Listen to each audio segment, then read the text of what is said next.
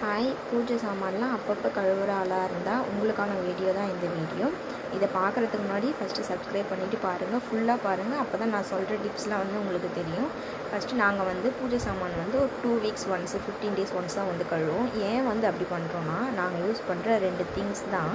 First Pitambari பவுடரும் அதுக்கப்புறமா லெமனும். இந்த 2 பொருள் மட்டும்தான் நாங்கள் யூஸ் பண்ணுவோம்.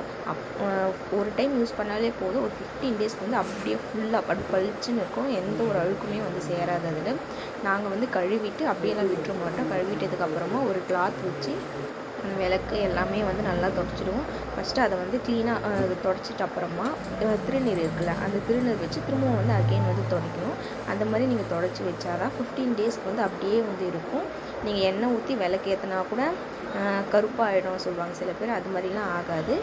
இந்த மாதிரி டிப்ஸ் ட்ரை பண்ணி பாருங்கள்.